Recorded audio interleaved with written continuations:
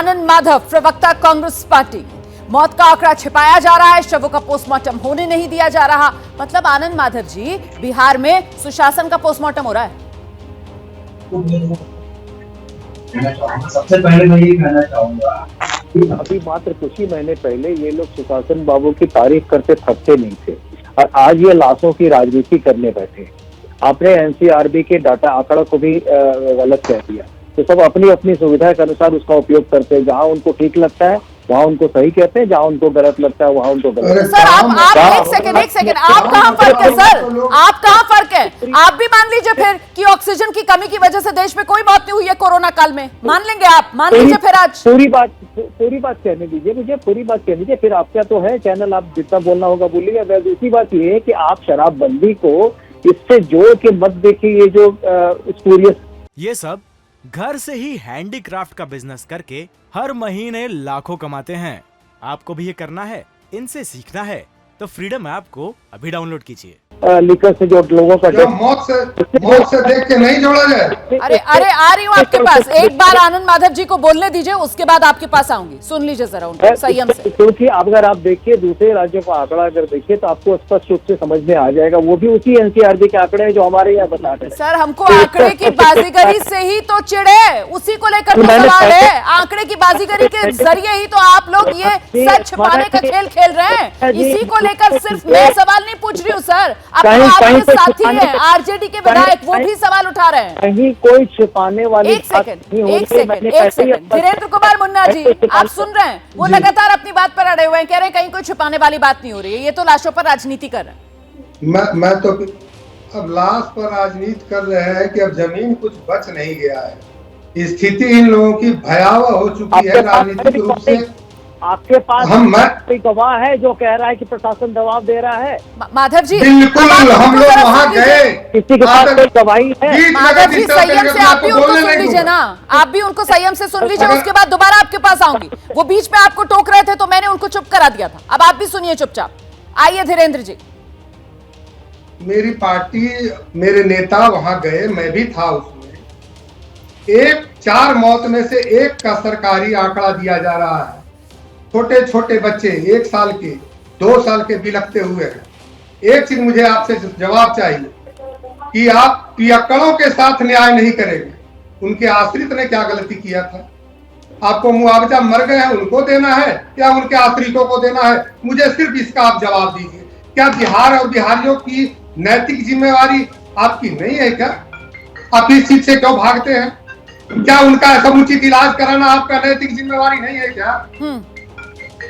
आप इसका मुझे जवाब दीजिए। ये बिहार के लोगों के साथ में ठगने का काम आप कर रहे हैं। ठीक है, अब जवाब सुनिए। आइए माधव जी।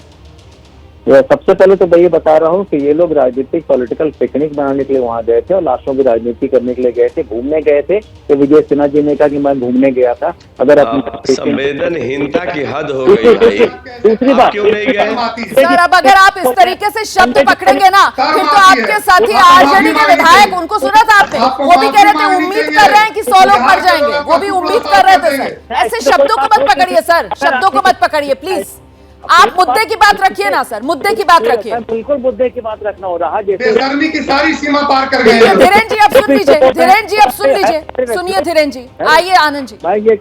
मैं स्पष्ट रूप से इस बात को कह रहा हूँ कि जितने भी परिवार मरे हैं, परिवार के लोग मरे हैं, परिवारों के प्रति हमारी संवेदना है। अरे 2 साल अच्छा बोलिए। अरे भाई शांत रहिए। घूमने गया था, मैंने इसका विरोध है।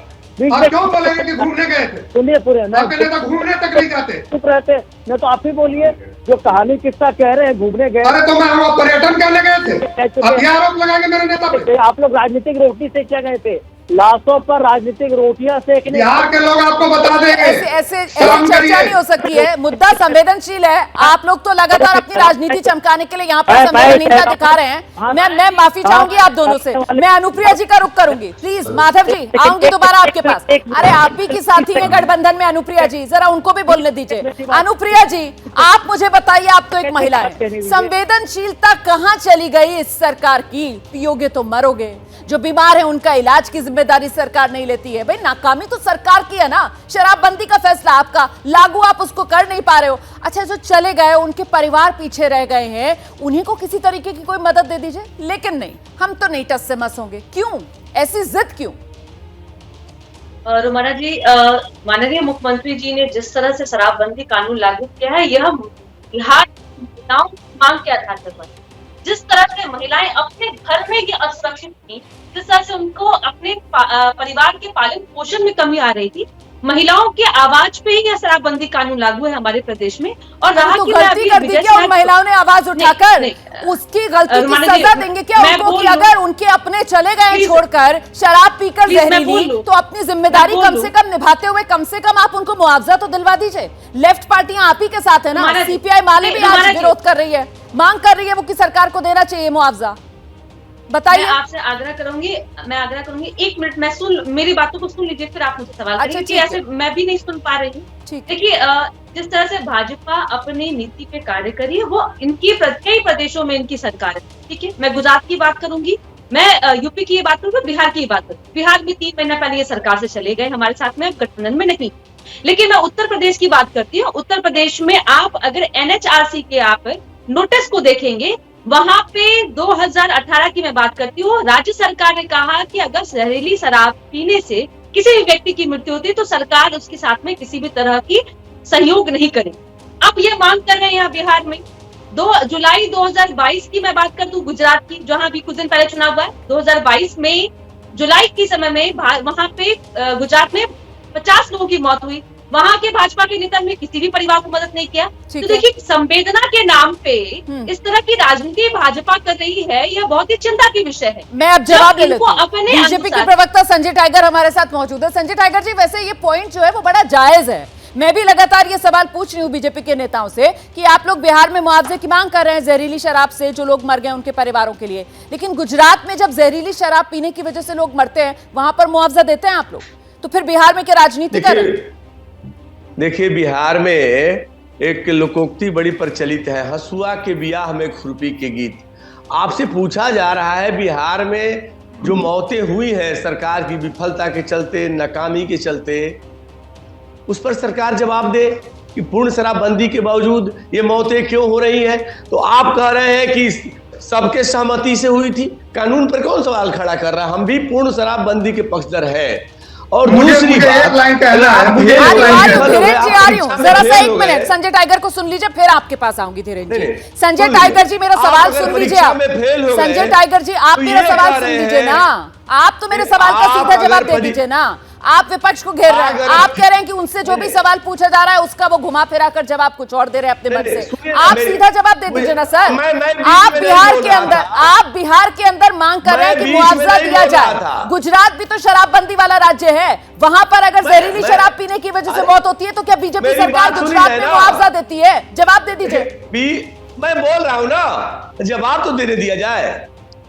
देखिए, मैं कह रहा हूं कि आप स्पेसिफिक सवालों का जवाब दीजिए, इधर उधर मत जाइए। आप परीक्षा में फेल हो गए तो आप कहेंगे वो भी फेल हो गए, वो भी फेल हो गए, इससे आप पास हो जाएंगे? अपनी नाकामी और विफलता को छुपाइए। और जिस तरह की संवेदनहीन बातें कही जा रही हैं मुख्यमंत्री जी द्वारा, उप मुख्यमंत्री द्वारा, सत्ता पक्ष के लोगों द्वारा, जरा हिम्मत है तो जहां घटना हुई है वहां जाके बयान दे कि पीने वाले मरेंगे, अब कह रहे मुआवजा नहीं देंगे। और देखिए, 2016 में शराबबंदी कानून लागू होने के बाद गोपालगंज शराब कांड में मुआवजा 4-4 लाख रुपया दिया गया था पीड़ित परिवारों को। आप उनके आंसू नहीं पूछ रहे हो, जो पूछने जा रहे हैं उनके आंसू को, उनको कह रहे हैं कि टूरिज्म पर जा रहे हैं, पर्यटन पर जा रहे हैं। ये संवेदनहीनता की हद है। नहीं, वो सब तो सही है सर, लेकिन बात ये है कि यहाँ पर कोई भी स्पेसिफिक जवाब नहीं दे रहा है ना किसी भी सवाल का। हर कोई अपनी सहूलियत के हिसाब से अपनी बात रख रहा है। सवाल तो वही के वही है, सवाल वही के वही है। और सवाल सबसे बड़ा ये है कि अगर शराबबंदी को लेकर सब में सहमति थी तो फिर क्या मुआवजा देने से शराबबंदी का जो एक पूरी मुहिम है उसको धक्का नहीं लगेगा? सवाल सरकार से भी है कि साहब, शराबबंदी अगर फेल हो रही है तो नाकामी तो आपकी है ना, जवाबदेही आपकी है, तो फिर ये संवेदनहीनता की पियोगे तो मरोगे ही। ऐसे कैसे आप सरकार चला ले जाएंगे? और मौत का आंकड़ा क्यों छिपा रही है सरकार? इस सवाल का जवाब भी किसी के पास नहीं है। कुल मिलाकर सियासत इस मुद्दे पर दिन भर आज गरमाएगी, इसीलिए आगे का एजेंडा में ये बड़ा मुद्दा आज मैं आपके लिए लेकर आई। ये सब घर से ही हैंडीक्राफ्ट का बिजनेस करके हर महीने लाखों कमाते हैं। आपको भी ये करना है, इनसे सीखना है तो फ्रीडम ऐप को अभी डाउनलोड कीजिए। क्या मजबूरी है मेरी, बताइए। मैं अभी आपको बताती हूँ कि मैंने ओए होए होए होए नमकीन के चटकारे लेते हुए टकटकी मार के डिबेट शो को पॉज रिपीट कर कर के देख रहे हैं जोगिंदर जी। इनकी तरह आप भी देखें अपनी फेवरेट डिबेट्स को रिपीट कर और डाउनलोड कीजिए एबीपी लाइव ऐप अपने स्मार्ट टीवी पर।